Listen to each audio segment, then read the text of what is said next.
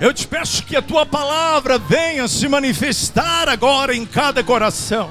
Meu Deus e meu Pai, que ela venha como flecha certeira no mais profundo do nosso coração e venha provocar libertação. A tua palavra tem poder para nos limpar, nos purificar e sobretudo para libertar de toda prisão. E no nome do Senhor Jesus, cadeias estão sendo destruídas agora no poder do nome de Jesus Cristo. Eu declaro agora uma unção que quebra todo jugo. Aplauda e glorifica o Senhor.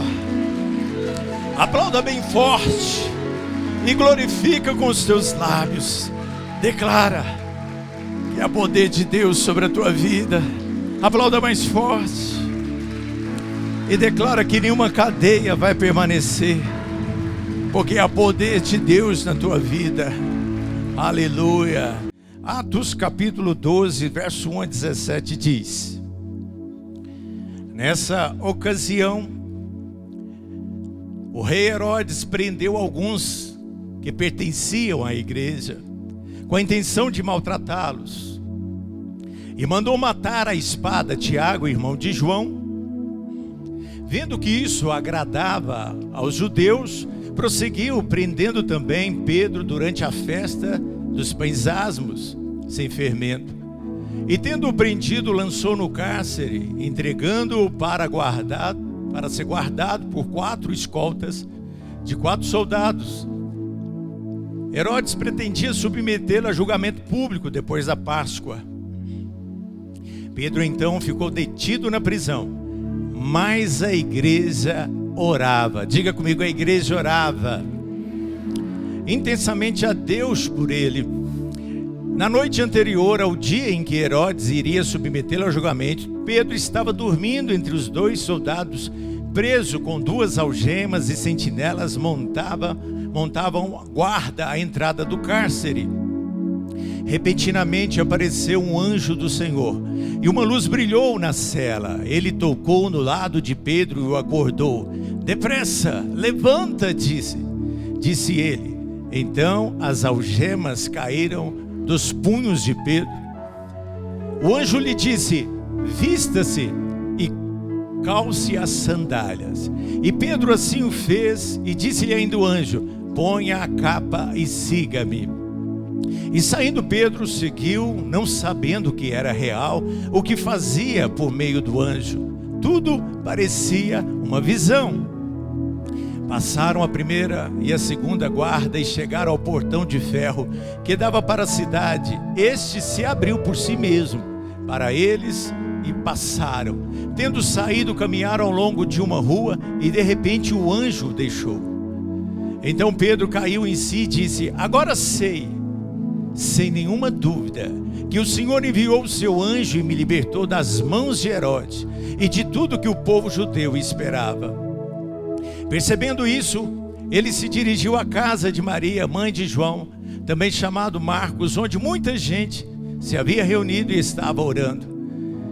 Pedro bateu a porta do alpendre e uma serva chamada Rode veio atender. Ao reconhecer a voz de Pedro, tomada de alegria, ela correu de volta sem abrir a porta e exclamou: Pedro está à porta.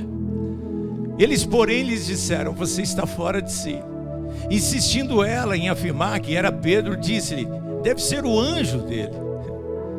Mas Pedro continuou batendo, e quando abriram a porta, o viram e ficaram perplexos.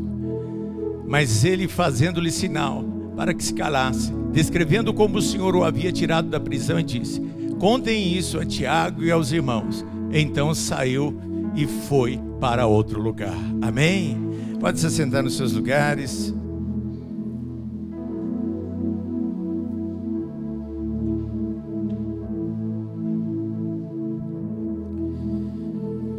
Herodes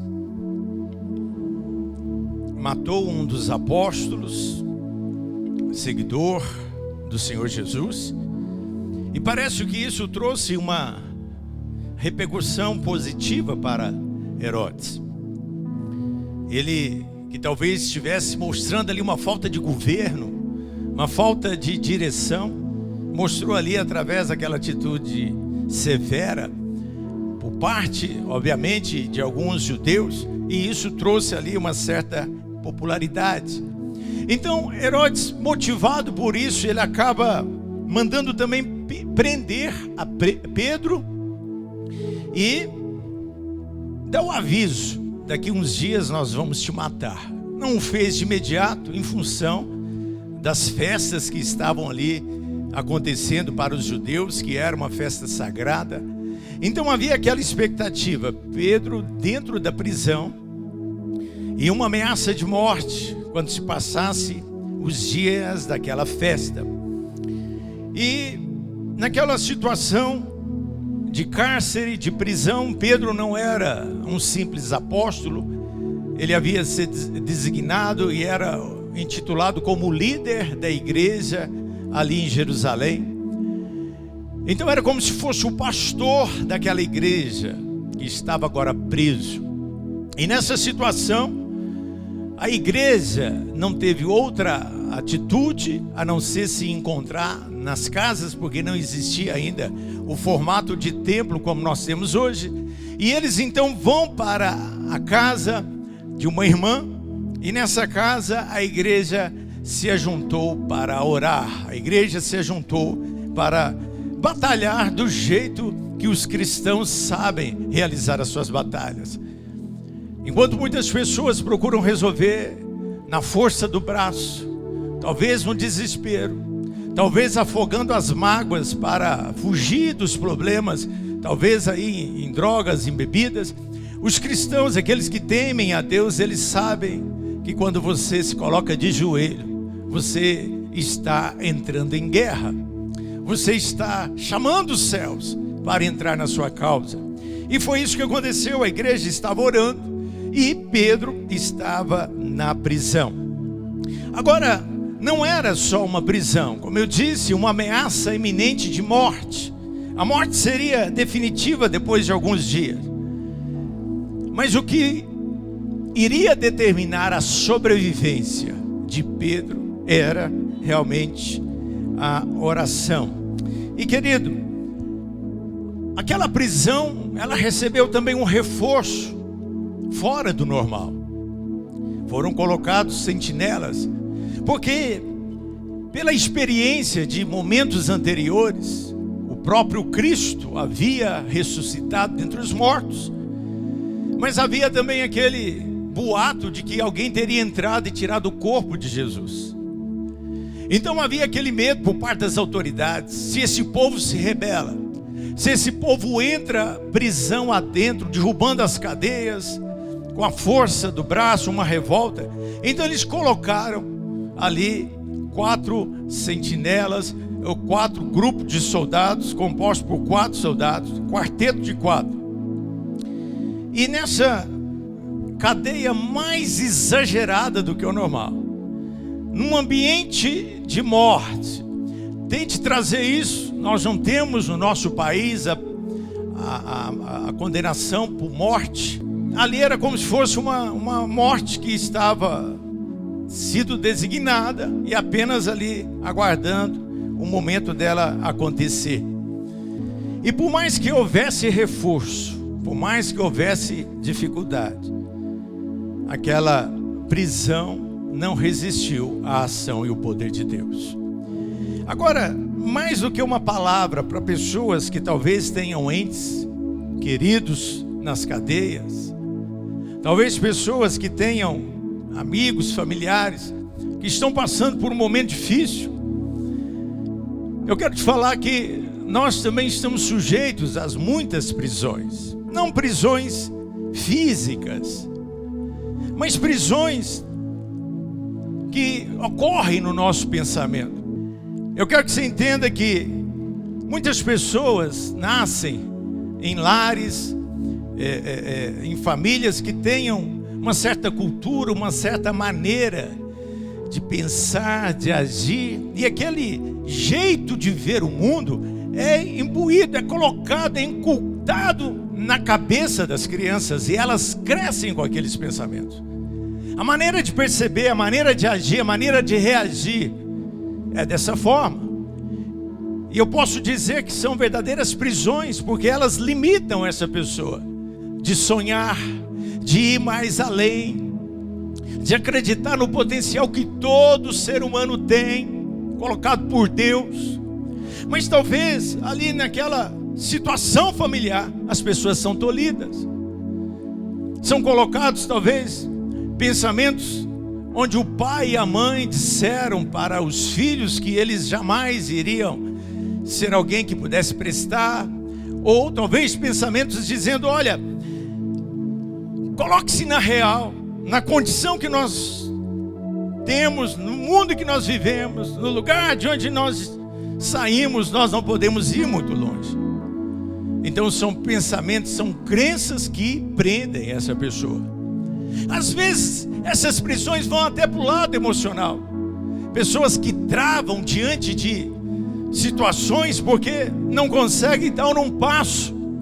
E lá no seu interior existem realmente verdadeiros traumas, causados talvez por alguma palavra lá do passado, ou às vezes algum acontecimento, alguma história de fracasso, alguma situação que em algum momento da vida não deu certo, não funcionou, e aquilo ali paralisou aquela pessoa, não a deixa prosseguir. Talvez alguém olhando de fora olhe para aquela pessoa e pense: puxa vida, tem toda a condição, tem toda a estrutura, mas as coisas não rompem, a pessoa não tem iniciativa. E talvez realmente estão presas emocionalmente. Prisões de medo, onde as pessoas não conseguem arriscar. Obviamente o medo na dosagem certa, nós já ensinamos isso muito na igreja, ele é bom, ele nos mantém num caminho de conduta, nos mantém temente a Deus, não nos fazem ir além daquilo que é permitido, mas ele em exagero, ele paralisa, ele bloqueia, ele impede a pessoa até mesmo de ser feliz. Essas são prisões talvez na ordem emocional, e pode ter muitas outras, mas existem também as prisões físicas. E quando eu digo isso, são simplesmente porque não tem nada a ver com emoção, é simplesmente falta de atitude, por causa de preconceitos que estabelecemos, maneira de raciocinar. A palavra de Deus vem nos ensinando muito sobre isso, para nós entendermos que é preciso destruir todo o raciocínio contrário à palavra de Deus. Pessoas que têm raciocínio, pensamentos que discordam com aquilo que Deus, o manual da palavra de Deus, descreveu para nós ali através da Bíblia Sagrada. E as pessoas então têm a sua maneira de enxergar as coisas, as circunstâncias. Talvez elas estão também acomodadas numa zona de conforto. As pessoas, elas acham que está bom onde ela está e ela não consegue sair. São pessoas paralisadas, pessoas estacionadas, pessoas que não têm uma ambição do ponto de vista assim positivo. Aquelas pessoas que procrastinam, deixa tudo para depois. Esse dia de começar a grande mudança da vida dela nunca chega, porque ela está presa ali na prisão da autossabotagem, ela se sabota. E existe também, querido, as prisões espirituais. Pessoas que estão presas numa vida de pecado. Elas até justificam o pecado, não têm força para sair do pecado. Se entrega aos apetites, aos prazeres do pecado, que aparentemente, ou pelo menos na fase inicial, são apetitosos, são gostosos, mas o fim dele é morte. Então pessoas que sabem que aquilo vai trazer destruição, sabem que o final é terrível, porque a palavra de Deus até já ensinou a respeito disso. Pessoas que traem as esposas e no fundo eles não queriam fazer isso, mas acabam fazendo.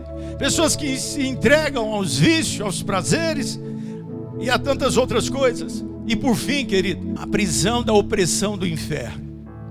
Quando você abre brecha em alguma dessas áreas, chega um momento que realmente a pessoa se encontra dentro de uma prisão. Não tem grade física, mas ela está ali sem força, sem autoridade para lutar, para agir, para enfrentar os desafios da vida. Seja qual for o tipo de prisão, eu creio que Deus também pode quebrar todo tipo de prisão nas nossas vidas. O que destrói o povo não é Satanás, não é o inferno. Aliás, se você usar a autoridade que Deus te dá, esses demônios, eles nos submetem, diz a palavra de Deus. Mas tem algo que destrói a pessoa, é a ignorância, quando ela não conhece a respeito daquilo que ela tem direito, a respeito daquilo que Deus ensina, a respeito das verdades celestiais, das verdades que está contida na palavra de Deus. O meu povo tem sido destruído porque lhe falta o conhecimento. E Jesus, quando ele se manifesta nessa terra, ele diz: e conhecereis a verdade, e a verdade vos libertará. Que cada um de nós possa ser livre para viver as bênçãos que Deus tem para as nossas vidas em todas as áreas, em nome de Jesus. A palavra de Deus diz que Pedro, então, nessa prisão, e nós vamos ver o método que foi utilizado para que essa prisão fosse quebrada. E nós vamos orar nessa noite, porque é simples assim. Não tem passe de mágica, não tem nenhum ritual estranho, apenas a igreja orou e o anjo se manifestou ali naquele cárcere. Então nós vamos orar. E a Bíblia diz que enquanto a igreja orava, um anjo aparece na prisão onde Pedro estava. Querido, se tem algo que nós temos que deixar entrar no nosso coração a partir de agora, é a paz que excede a todo entendimento. Jesus Cristo veio para nos dar paz, e a paz que Cristo nos dá não é a paz que o mundo oferece. A paz que o mundo oferece, ela depende da falta de problema. Então, se tem guerra entre países, não tem paz. A paz vem quando para-se as guerras. Mas a paz que Cristo dá, ela independe da circunstância. E aqui é um tipo de situação. Salmo capítulo 4, verso 8. Diz assim: em paz me deito e logo adormeço, pois só tu, Senhor, me fazes viver em segurança. Essa é a atitude de quem ora. Está tudo complicado até eu começar a orar. Herodes tipifica Satanás e as suas estratégias para nos colocar em prisão, para colocar o desespero, para nos roubar as noites de sono e não nos deixar ficar em paz. Mas aqui Pedro estava dormindo. Outra vez, os discípulos entraram num barco, e diz a palavra de Deus que uma tempestade veio sobre aquela embarcação, e Jesus estava no barco, e Jesus dormia. Os discípulos chegaram, acordaram Jesus e disse: mestre, o senhor não te importa que morramos? Jesus levanta e repreende aqueles homens pela falta de fé. Eu quero te falar o seguinte, para você curtir a viagem. Jesus estava no barco dormindo, vinha a tempestade e Jesus disse: essa nau não vai naufragar, esse barco não vai afundar. Sabe, essa garantia de que o tempo mal vem, mas ele só tem um tempo certo na nossa vida, é o que tem que nos manter seguros, tranquilos, e nos fazer dormir, descansar e acordar, poupando energia com aquilo que é importante. Neste momento muitos blasfemam, muitos desistem, muitos pulam fora do barco. Mas Pedro dormia. Querido, só Deus consegue fazer isso. E não é porque Pedro era uma pessoa alienada, ou uma pessoa descompromissada, uma pessoa inconsequente. É porque ele que já havia visto milagres, ele que já havia presenciado tantas situações sobrenaturais, ele sabia que Jesus Cristo é o mesmo ontem, hoje e será para todos sempre. Independente da prisão, independente da quantidade de guardas que se levantam em torno dessa prisão, o anjo do Senhor aparece e diz: levanta. O texto diz que enquanto ele se levantou, as algemas caíram dos punhos. Eu quero que você entenda que o milagre começa primeiro quando você começa a ter fé na palavra de Deus, na direção de Deus para a tua vida, na orientação que Deus dá, que muitas vezes parece ilógica, parece talvez ir na contramão daquilo que deveria ser feito naquele momento. É uma atitude de alguém que confia, está apenas sendo direcionado por algo divino. Então Pedro, acreditando, ele se coloca de pé, e quando ele faz isso, a cadeia já começa a se quebrar, a algema cai por terra. Eu quero que você entenda que algumas coisas na tua vida, quando você começa a agir em direção do teu milagre, da tua bênção, quando você começa a se posicionar, almejando, acreditando, confiando, e aí à medida que você vai fazendo, Deus vai te capacitando. Enquanto você faz, Deus vai te dando recurso, Deus vai te dando a condição, Deus vai te dando a unção. O anjo disse também: coloque a sandália, coloque a capa e coloca ali a roupa, o cinto. Querido, essas três coisas têm um aspecto fundamental. Capa significa uma unção. A Bíblia diz que quando Elias subiu aos céus e Eliseu queria aquilo que estava na vida de Elias, aquela unção foi transmitida através de uma capa que caiu naquele lugar. Então, uma capa, ela significa unção, significa poder, significa a graça de Deus. E o anjo disse: olha, você vai sair, mas você vai pegar tudo isso. Vai pegar a capa, você vai pegar as sandálias. Sandálias significa também autoridade, para pisar em serpentes, escorpiões, para andar por caminhos que não conseguiria. Então aqui algumas coisas fundamentais para que as cadeias comecem a romper na nossa vida. Você entender que você foi ungido por Deus. Receber unção significa a capacidade de Deus para realizar coisas que você não faria. As sandálias significa essa autoridade para enfrentar os desafios que fossem. E a roupa, a sua identidade, seu posicionamento como filho de Deus. Agora, se tem alguém preso, e vamos trazer na nossa memória uma cena em que alguém pudesse estourar uma cadeia, jogando ali uma bomba, ou arrancando as barras, né, ali da janela. A atitude de qualquer pessoa é sair do jeito que estiver. Ninguém faz mala, ninguém se apronta, a pessoa quer sair correndo. Sabe, tem horas que a gente fica esperando a ação de homens, e é muito comum Deus usar pessoas para nos abençoar. Mas quando as pessoas se travam, quando o recurso não vem, a solução não vem, pelo ente querido, por pessoa que nós esperamos, pelo patrão, pelo amigo, pela esposa, pelo cônjuge, pelo filho, às vezes as pessoas começam a desesperar. Mas eu creio num Deus que não está limitado ao homem e à mulher.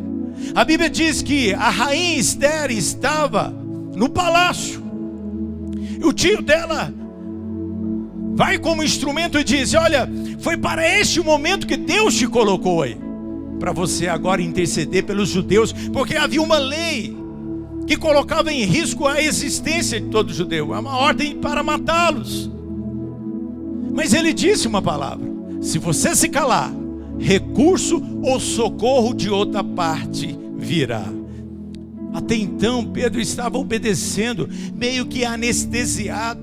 E às vezes Deus até permite que a gente faça isso, porque talvez se nós entendemos no momento o que acontece, a gente seja ali paralisado pela dúvida, pelo medo, pelos questionamentos. Mas é nessa hora que ele caiu a ficha, na mente dele. Ele falou: puxa vida, eu não estou tendo um sonho, a coisa realmente é uma realidade. Sabe aquele momento da inocência da nossa vida, aquele momento que a gente não questiona, mas a gente acredita. Alguns falam até aquele momento da conversão, o primeiro amor, quando você é mais fervoroso, quando você confia mais, quando você está mais intenso na sua fé. É neste momento que as coisas fluem, porque você não deixa nada te paralisar. O que eu e você faríamos numa situação dessa? Obviamente seria talvez comemorar, obviamente talvez postar na rede social, finalmente livre. Talvez comemorar com os amigos, ir para casa, ir para a família, puxa vida, fugir para não ser encontrado. Mas não, Pedro foi para a igreja, na época como que ela existia, que era na casa de uma irmã. E mesmo morrendo gente, mesmo com ameaça, mesmo com a prisão, a igreja estava reunida. Havia ali oração. E era por causa justamente daquelas reuniões. Era por causa do evangelho. Mas eles não trocaram a sua fé em Deus. Eles não renunciaram. Se eles estavam ali orando para a libertação de Pedro, agora chega alguém dizendo: a nossa oração deu certo. A pior coisa é quando você ora e não acredita na oração. A pior coisa é quando você está dentro da igreja e talvez embalado pelo dirigente aqui, você fala coisas que talvez você não esteja realmente acreditando no teu íntimo. Querido, quando você orar, quando você entrar numa corrente de fé, quando realmente se apresentar diante de Deus, a atitude adequada de alguém que tem fé é viver na iminência do milagre, da expectativa da sua oração ser respondida. Nós começamos falando que Pedro dormia. Será que Pedro não havia já entregado aquela situação para Deus? E por isso ele dormia. Enquanto você está aqui orando como igreja intercedendo, é para gerar uma expectativa de que o milagre está batendo e ele vai entrar no nome de Jesus. Não deixa nenhuma prisão de dúvida te impedir deste milagre entrar. A Bíblia diz que Pedro ficou insistindo, batendo na porta. Engraçado, a porta de ferro Deus abriu, agora aquela porta de madeira Deus não abriu. Quem tinha que abrir eram as pessoas que estavam ali em oração. Às vezes a gente deixa Jesus Cristo do lado de fora, a gente deixa as coisas do lado de fora, a gente fecha a nossa prisão do lado de dentro. Apocalipse fala sobre isso: eis que estou à porta e bato. Mas Pedro persistiu, porque através da persistência as coisas iriam acontecer. Algumas portas vão se abrir por si só. É um entendimento, um aprendizado que nós temos desse texto. E outras portas nós temos que perseverar. Nós temos que insistir, querido. Diz o texto que todos ficaram perplexos.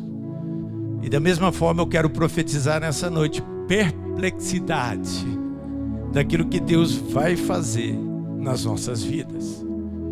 Não é coisa comum, é coisa para causar espanto. Coisa comum a gente faz, porta de madeira a gente consegue abrir, mas porta de ferro deixa Deus agindo. Coisas sobrenaturais, milagres para causar perplexidade. Agora imagina, lá na prisão, amanheceu o dia, foram até a cela procurar Pedro, obviamente, e não encontraram. Pedro não estava mais lá. Eu quero profetizar também na tua vida que vão te procurar no lugar onde aquela cadeia tentou deixar você, no lugar do teu trauma, do teu medo, da tua prisão, da tua angústia, da tua dor, do teu fracasso. Aquela cadeia que tentou paralisar o teu sonho, o teu projeto, o teu casamento, a tua vida.